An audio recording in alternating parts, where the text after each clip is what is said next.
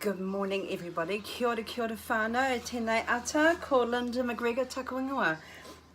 So, if you don't already know me, my name is Linda and I used to be on Kai Maori. And I got a little bit of a following because I wanted to make Rewena bread and I didn't know how to make it. So I did some research. When I say research, I mean I googled. And then I just started experimenting and I thought, I'm going to give this a go, because when I was a kid, I remember, my mother never made Rewena bread, but I had two aunties that did. And I remember them, I remember both of my aunties. One of them used to scare the bejesus out of me, but that's all right. She taught me a lot to do with cooking, and the other one I remember always working with her in the marae kitchens, and she had a really lovely quite a soft energy about her, and so I learned a lot about catering for large amounts of people, big weddings. Remember we did this big wedding, about 600 people at Ngāti Punakea in Wellington, so it was at Pipitea Marae, and I think it was huge, it was absolutely huge. So Rewena bread. So when I was having a look at Rewena bread, the great thing about Rewena is that once you've done this step, so these 7 days, once you've done that, you have got something that can actually stay with you for the rest of your life. Okay, and that's the production of the starter bug. And it will be with you forever. If you don't want to use it, you can pop it in the fridge and it'll go to sleep. You just have to feed it every day. So we're going to feed it quite aggressively over the next 7 days. So we've got quite a big bug, because we're going to have enough for a couple of loaves of bread. So I also will say that I am not an expert in Rewena and bread making. I am a person that just I love cooking and I love bread making. And I wanted to learn some of our old traditional ways of making bread. And some of our cooking, and then teach them, because I really like teaching and I love cooking. So we've got all of that stuck together. So this won't take very long, but it's nice just to introduce. I'm Te Atiawa, Taranaki, Ngāti Raukawa, Whānau Apanui, Ngāti Kānganunu, and Te Whareto. So I come from I have a wide spread around the motu. I'm going to show you what I've got here.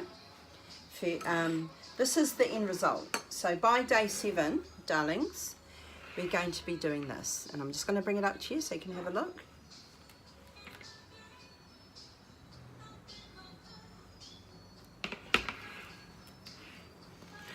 The bread that I make is really crusty. It's pretty heavy too. So I like and I do this because that's what my dad likes. My dad likes to have a thick golden crust. Okay, he wants a thick golden crust on his Rewena bread. I have put a damp tea towel on there just to soften it slightly, but still we've got that golden crunch. These 2 loaves are actually destined, they're going to Auckland, so I'm actually carrying them up this afternoon. And my beautiful, beautiful whānau up there will open it and have it tomorrow morning. So and all of that starts from a jar. Now I've put on there what day we are, so we're day 1. Okay. We will actually end up transferring into a larger container as we go through, but this is day 1.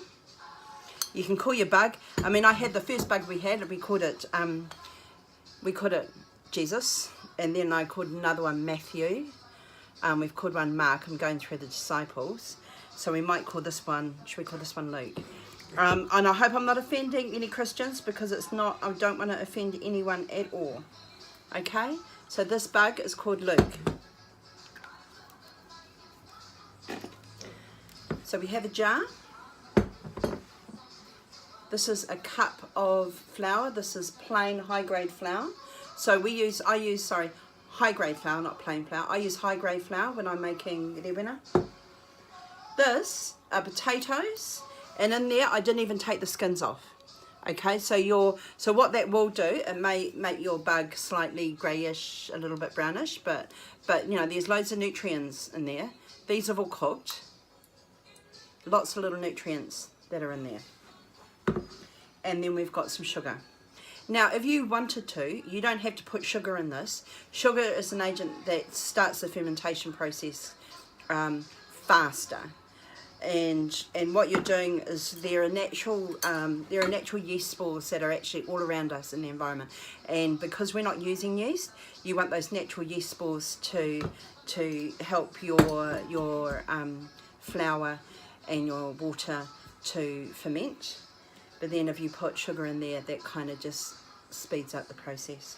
So those are the 3 things that you need, and out of those 3 things you will get this bread that I've just shown you.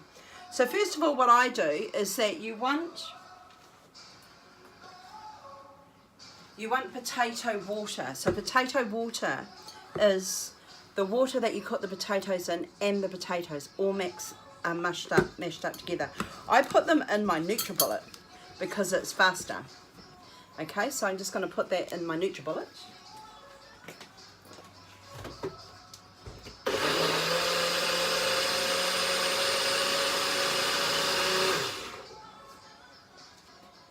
Oh, I'm going to see my cousin today, and I made steamed puddings last night, so I'm taking a little steamed pudding and I'm taking her a bottle of wine. My brother actually gave me this wine to give to my cousin. He gave me 2 bottles, but I'm only going to give one because one of them is going to stay here and it's going to be in my belly.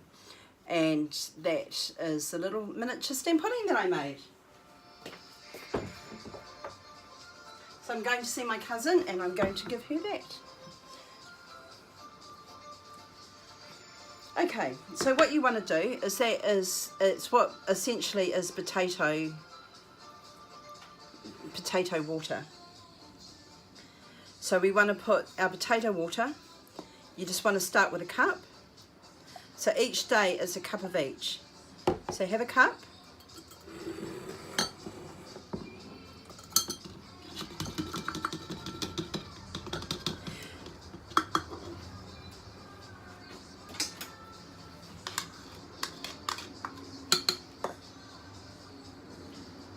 Two dessert spoons of sugar.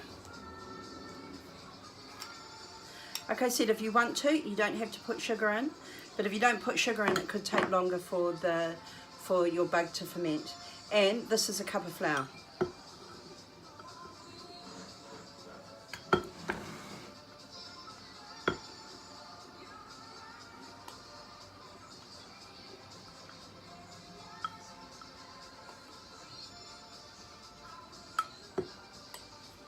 Now, a lot of the recipes tell you that you can leave it in the hot water cupboard. I don't have a hot water cupboard.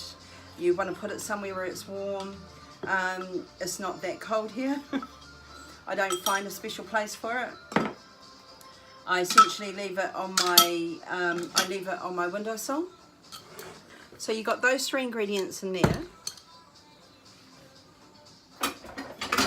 And all you're doing now is you're just mixing it up.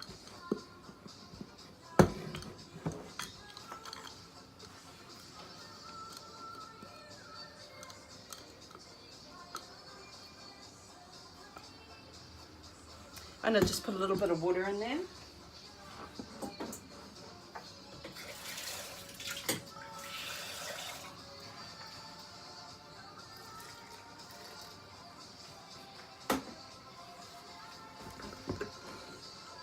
It's just that my potato mash is just a bit thick. And you know what, guys? You have now started something really wonderful.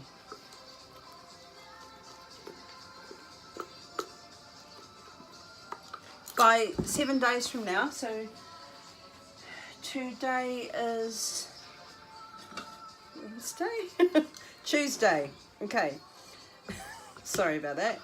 From 7 days from, so this time, or next Tuesday, we're going to be making some bread from the bug that you started today. So there we go. Oh, I'm going to put his little name back on there. So this is day 1.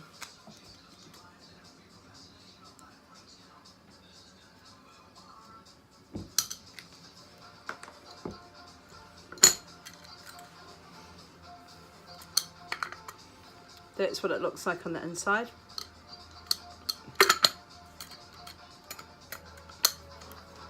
That's what it is.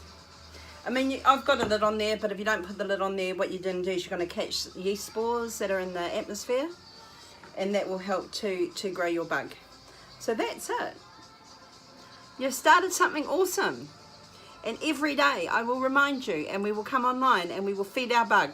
And you'll see a little message from me coming up going, have you fed your bug today? Feed your bug. You need to look after these. You look after these and they will look after you. So I'm not quite sure how the origin of Rewena Bread started in, for Maori, but I mean it definitely would have been post-European, given that we didn't have flour. And our potatoes we had a kumara. You can make a kumara bug. So, and I've done that before. Yeah, so I'm not quite sure the origins of that, but it certainly is part of our cuisine. Maori, it brings back so many memories for so many people. You always had that nanny or that auntie that was the only person that made Rewena bread, and used to have these huge big Dutch ovens that they used to bring in, and heavy, and you'd open the top and there'd be these loaves of bread, and it just looked really daunting about how you actually make them, but it is actually very, very easy. The biggest part is the next 7 days is growing your bug, and then after that, and you know what, the very first loaf I made, it looked like a lung. It was hideous. And I just thought, okay, well, I'll do it again, and then I'll do it again, and then I'll do it again. And I've had some failures, and I've had some really, and now I've got a consistent, reasonably consistent approach to my bread making. But the special ingredient is love. So you got to love what you're doing, and you got to remember that the love that you're putting in that food is going to make it so sweet. So congratulations, everybody. You made your first bug. It's really good. Just leave it on the windowsill, and tomorrow we'll come back and we will feed it again. Ka kite whānau.